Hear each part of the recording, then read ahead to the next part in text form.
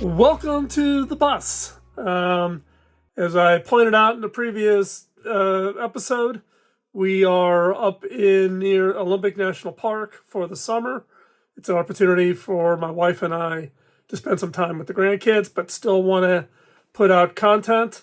This is going to be a really short episode because I'm actually getting ready to head to Vancouver to take my grandkids on a Disney cruise. So either congratulate me or wish me luck, depending on how it goes with 5 grandkids, 12 and under. So, this is the bus. Many of you haven't seen it. I mentioned last week the bus will be in Seattle, or not Seattle, Atlanta. Yeah, Atlanta, the third week of September. So it'll be available for tours on the Wednesday, Thursday of that week. I think it's the 23rd and 24th. And I was able to secure free passes for all listeners of the show. So this is Tech Expo, that week of the 22nd, 23rd in Atlanta at the Atlanta Convention Center. So follow us on social media. Keep an eye on the channel. I'll be publishing the discount code once it all gets worked out. But all the listeners, you'll be able to grab the discount code and get onto the show floor for free at Tech Expo. And Tech Expo is the largest show in the Americas for the broadband technology. So that's everything from next generation fiber optics to Wi-Fi, what's coming. Vendors will be showing off their new products. You'll see the latest in research, cable technology, set-top boxes, streaming content, streaming video. It's the show you want to be at. So if you want to go for free, check that out. So while I'm on here on the bus, I did want to address some questions that I got out of last week's episode. The last 2 episodes were both positive, the most beneficial career advice I'd ever received over my entire career. And then last week's episode was, what's the worst? Now, what I find incredibly interesting was there was a ton more engagement from the worst than there was in the positive. I don't know what it is. Maybe this is what the whole issue of social media and content creation is happening, where people focus on the negative and the positive. So I'd be interested in hearing your content. There was a whole series of questions that have come out with regards to the issues of other ideas and questions and things that you want to hear about, such as how to create an innovation portfolio, how to get the experience. Do you need the technical experience in the area of the research that you want to apply or work in? And so all of those are great topics. If you've got a topic that you want to ask and look for me to answer, or bring a guest on to answer as part of the show, then let me know. Love to do that.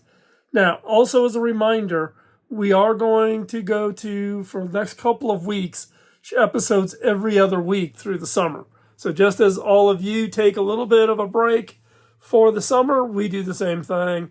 And like I said, I'm going to be on a cruise heading out of Vancouver here pretty soon.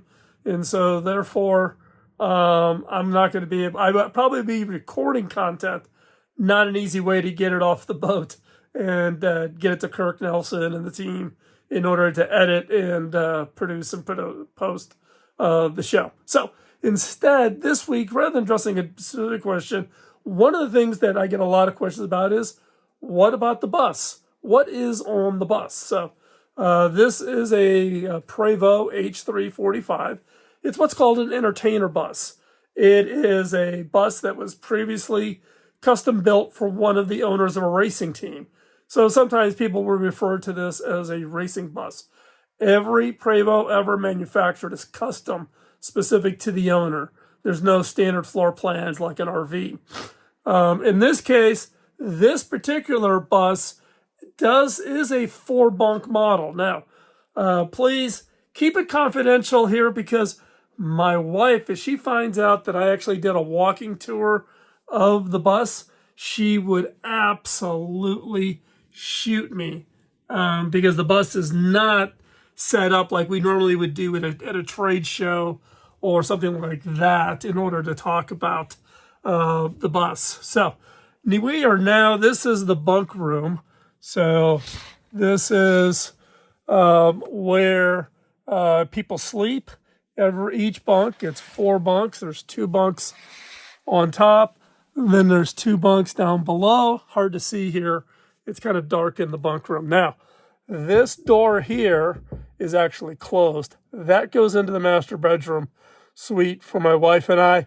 That is off limits. I'd be talking to lawyers if I shot video in there without giving her an opportunity to clean up and organize the bus. If you come and see the bus in Atlanta, you'll see it. You'll have access to everything on the bus and to, be able to come and see what it is.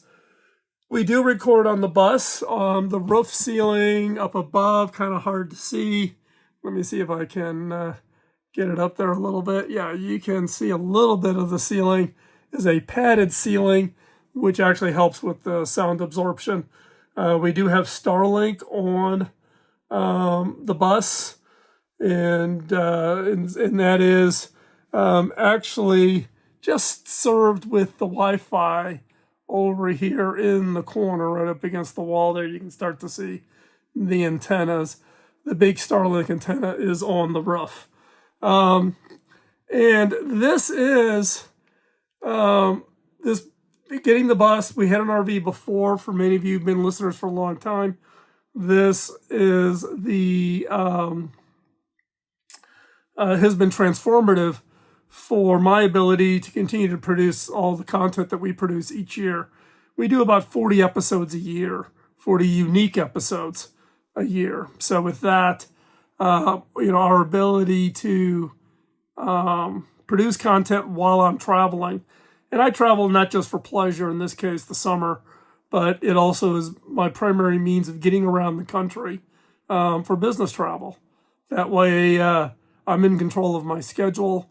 I'm fully productive, and it allows my wife to travel with me, and with some of the needs that we have with my wife's food allergies and etc. We can carry our own food and kitchen and do it, basically take our home life with us on the road. So it's been very transformative. And with COVID, we actually did it even more. We got this bus in 2020. We had a Class A Newmar RV ahead of this, and it was pretty transformative from the standpoint of its impact and our ability to be productive. And now, with the high performance Starlink on the roof, it's a little pricey. It's much more expensive than the standard Starlink antennas.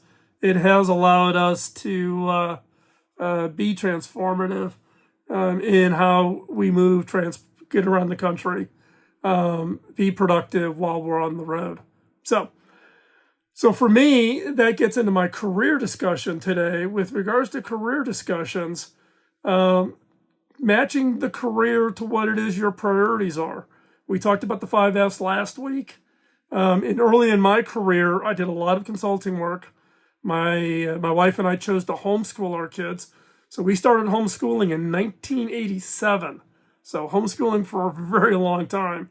And because of my consulting work, the kids, all 3 of my kids, were able to travel with. So they spent a significant amount of time with me in New York when I was on a 6-month contract there. They came to London. My kids know how to get around the London Underground, how to get around Paris, how to get around Milan. They've had the benefit of being able to travel and experience it, and not from a permanent relocation perspective, but more than a tourist view of these locations. And that was important to us. And so we chose a career. As I said, we chose a career, my wife and I. My wife's a nurse, but we chose a career that allowed us to keep our priorities that were important to us, and giving our kids that kind of an experience to equip them as they went into the work world. And now my kids are 40, 38, and 36, all very successful in their careers. and doing quite well with their families, and we're quite proud of them. And they comment on those kinds of experiences and giving them a perspective of not just being U.S. centric in your view or your opinion of things going on. So when you're thinking about your career, don't be afraid to prioritize. Sit down and really think. In some cases, yeah, early in my career, we chose certain things because of money. But as I mentioned in last week's episode, that kind of screws you up when your total priority is just chasing dollars. So don't be afraid to look across all of your priorities, figure out what's important to you and your family, and make those selections. So with that, I'm going to wrap it up. Have a great couple of weeks. It'll be at least 2 weeks, maybe 3, before I'm back online. But take some time this summer, get a break. You get away also, recharge those creative batteries, and be ready to come back and change the world. We'll talk to you soon. Bye-bye.